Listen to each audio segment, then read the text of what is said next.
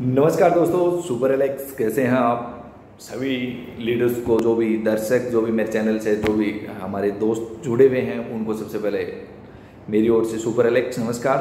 तो दोस्तों कैसे हैं आप। आज मैं आपको जो एक पहले जो अपना टॉपिक जो भी सीरीज चल रही थी उसमें मैं आपको डिजीज़ के बारे में बता रहा था, मैक्सिमम डिजीज़ के बारे में मैंने बताया। तो आज मैं आपको बताने वाला हूँ शुगर, बीपी, थायराइड।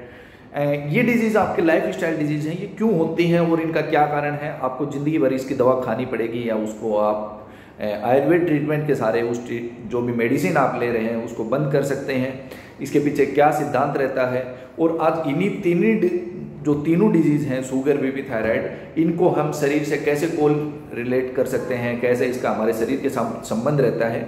आज हम उस टॉपिक के बारे में चर्चा करेंगे और आपको ये टॉपिक बहुत अच्छा लगेगा और बहुत ज़्यादा समझ आएगा, क्योंकि आज तक ऐसा टॉपिक बहुत कम ही आपको सुनने को मिलता है। तो इस टॉपिक के बारे में हम चर्चा करेंगे, एक एक डिजीज़ के बारे में हम जानेंगे कि ये क्यों होती हैं, इसका क्या क्या साइड इफेक्ट आते हैं, इनके होने का मेन रीजन क्या होता है, इनका कारण क्या होता है। क्योंकि दोस्तों आयुर्वेद ने सबसे पहले यही बताया है, कोई भी डॉक्टर या कोई भी आयुर्वेद चिकित्सक जब चिकित्सा करता है तो उसमें पहला उसको जो सिद्धांत सिखाया जाता है वो होता है निदान परिवर्जन का। निदान परिवर्जन का मतलब होता है कि जो भी चीज़ आप खा रहे हैं, जो भी आप खान पान ले रहे हैं, जिसके कारण वो डिजीज हो रही है, सबसे पहले उसको बंद करें। इसीलिए आयुर्वेद में परहेज बताया गया है कि कोई भी डिजीज होती है, आप कहते हो कि सर इसमें हम आपकी दवा लेंगे तो इसके साथ हमें परहेज क्या करना पड़ेगा।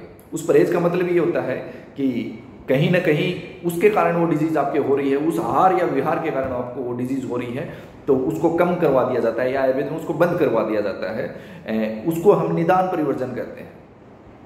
तो निदान परिवर्जन के अकॉर्डिंग ही आपकी जो भी ट्रीटमेंट लेते हैं, जो भी आप चिकित्सा लेते हैं, वो 100% आपको रिजल्ट देने वाली होती है। क्योंकि जिस चीज़ से जो डिजीज आपको हो रही है, जिस खान पान से जो डिजीज आपको हो रही है, जो आप खा रहे हैं उसके कारण वो डिजीज हो रही है, तो उससे आपको सबसे पहले उसको बंद करना पड़ेगा, उस चीज़ों से आपको परहेज करना पड़ेगा। इसलिए ये परहेज वर्ड आता है कि किस चीज़ों का परहेज करें। तो सबसे पहले मैं आपको बताता हूँ शुगर के बारे में कि शुगर क्यों होती है, शुगर होती क्यों है। देखो पहले आज से 20-30 साल पहले की बात करें तो शुगर के बहुत कम पेशेंट आपको मिलते थे। एक गांव में 1 या 2 पेशेंट मिलते थे। लोग उनको देखने जाते थे कि अरे शुगर का पेशेंट मिला है इस गाँव में। आजकल शुगर कॉमन डिजीज हो रखी है। क्यों हो रखी है, इसका रीजन क्या है। तो कहीं ना कहीं इसके रीजन की बात करेंगे तो इसका मेन रीजन आता है अपनी लाइफ स्टाइल, अपनी दिनचर्या। क्योंकि दोस्त शुगर लेवल बढ़ता क्यों है अपने, क्योंकि अपने बॉडी का एक पार्ट होता है पेनक्रियाज, अग्नाशय, उसकी सेल्स होती है बीटा सेल, जो इंसुलिन का सिक्रेशन करती हैं। इंसुलिन एक तरह का हार्मोन है। इंसुलिन का क्या काम होता है, जो भी आप फूड खा रहे हैं, जो भी आप ग्लूकोज ले रहे हैं, उसको डाइजेस्ट करना काम होता है, उसको आगे ग्लाइकोजेनेसिस कर देता है, उसको ग्लाइकोजन में चेंज कर देता है। तो ये काम किसका होता है, इंसुलिन का काम होता है। कहीं ना कहीं जब आपका पेनक्रियाज में कोई भी सूजन आ जाए या फिर उसको पेनक्रियाज थोड़ा काम करना बंद कर दे, तो उस टाइम पे क्या होता है, इंसुलिन का वो सिक्रेशन कम हो जाता है। जब इंसुलिन का सिक्रेशन कम हो जाएगा तो जो शरीर में जो ग्लूकोज का स्तर है वो बढ़ने लग जाएगा, तो जिससे आप कहते हो इसका ग्लूकोज लेवल बढ़ गया है। दोस्त ग्लूकोज लेवल बढ़ता रहता है, कभी भी कम हो जाता है, कभी ज़्यादा, कभी कम, कभी ज़्यादा। लेकिन इसका क्या ट्रीटमेंट लें आप, बार बार आप कंफ्यूज होते रहते हैं कि सर उसको तो इंसुलिन बार से लें या उसको टेबलेट लें, क्या लें हम। तो दोस्त सबसे अच्छा काम यही होता है कि शरीर में जो भी ग्लूकोज आप ले रहे हैं उसको कम करें, लेक्टोज आप ले रहे हैं उसको कम करें, और आपका जो इंसुलिन सिक्रेशन हो रहा है आप पेनक्रियाज को थोड़ा सपोर्ट दें। ऐसे प्रोडक्ट लें या ऐसा खान पान लें जो आपको पेनक्रियाज को थोड़ा सपोर्ट दे, जिससे उससे इंसुलिन का सिक्रेशन करा सके। आप इतना सा काम करवा दें, पेशेंट का है ऑटोमेटिक शुगर लेवल कम होना चालू हो जाएगा विद इन 3 या 4 डे। इसके साथ साथ अगर पुरानी जो भी वीडियो है उसमें मैंने आपको डाइट चार्ट बताया हुआ है शुगर के लिए, तो आप उस डाइट चार्ट को फॉलो करवाएं। शुगर के लिए स्पेशल वीडियो मैंने आपको ट्रीटमेंट बताया गया है, उसको फॉलो करवाएं। नीचे लिंक में मैंने दे दिया आपको शुगर की डाइट, शुगर का डाइट के साथ साथ शुगर क्यों होती है और शुगर के बारे में जितनी भी जानकारी है, तो उसके जो वीडियो है वो आपको लिंक में मिल जाएंगे। इसके बाद बात की थायराइड। थायराइड क्यों होती है, और थायराइड के पेशेंट कोर भी हो रहे हैं आयुर्वेदा से, बट आप बार बार उसके लिए जो भी थायरोक्सिन लेते हैं बॉडी के बाहर से, मैं कह रहा हूँ थायरोक्सिन को आज से यहाँ बंद करें। अपनी बॉडी को इस लायक बनाएं कि वो आपके थायरोक्सिन का सिक्रेशन कर सके। क्योंकि थायराइड अपने जो भी ग्लैंड होती है, थायराइड ग्लैंड होती है, वो 2 हार्मोन का सिक्रेशन करती है, T3 और T4, ट्राइथायरोक्सिन और टेट्राथायरोक्सिन। उनका काम क्या होता है, मेटाबॉलिज्म का काम करते हैं। वो शरीर की जो भी अपने उपापचय क्रियाएं हैं, यानी जो मेटाबॉलिज्म की जो क्रियाएं हैं, उनमें हेल्प करते हैं, उनको मेटाबॉलिज्म को नियंत्रित करते हैं। अगर T3 T4 ज़्यादा हो जाएंगे मेटाबॉलिज्म ज़्यादा हो जाएगा, मेटाबॉलिज्म ज़्यादा हो जाएगा तो बॉडी वीक पड़ने लग जाएगी, दुबला पतला होने लग जाएगा। जब T3 T4 कम हो जाएंगे तो मेटाबॉलिज्म कम हो जाएगा, तो बॉडी में क्या है, फुलावट आने लग जाएगी, शरीर फूलने लग जाएगा, थकान होने लग जाएगी। अगर मेटाबॉलिज्म ज़्यादा होगा तो कैल्शियम की कमी हो जाएगी, हड्डियाँ कमज़ोर होने लग जाएंगी। तो ये हो गए T3 और T4 के कारण।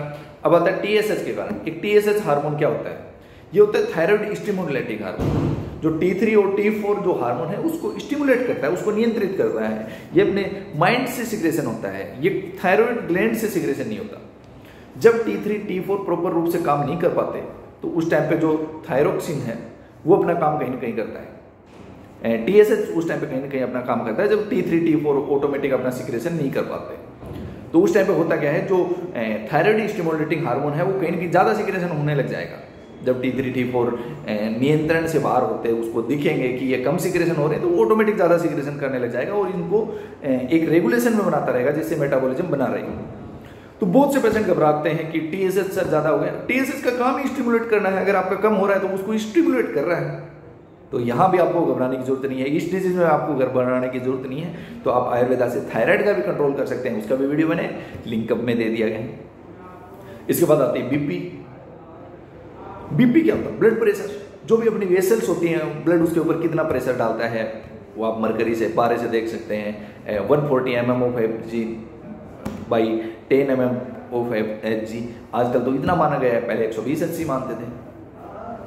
तो होता क्या है, हार्ट का एक प्रेशर, फैलने का प्रेशर और सिकुड़ने का प्रेशर। जब हार्ट फैलता है तब कितना प्रेशर डालता है, जब सिकुड़ता है तो कितना प्रेशर डालता है, सिस्टोलिक बटा डायस्टोलिक। तो उसका जो हार्ट का जो मूवमेंट होता है उसके अकॉर्डिंग जो प्रेशर होता है।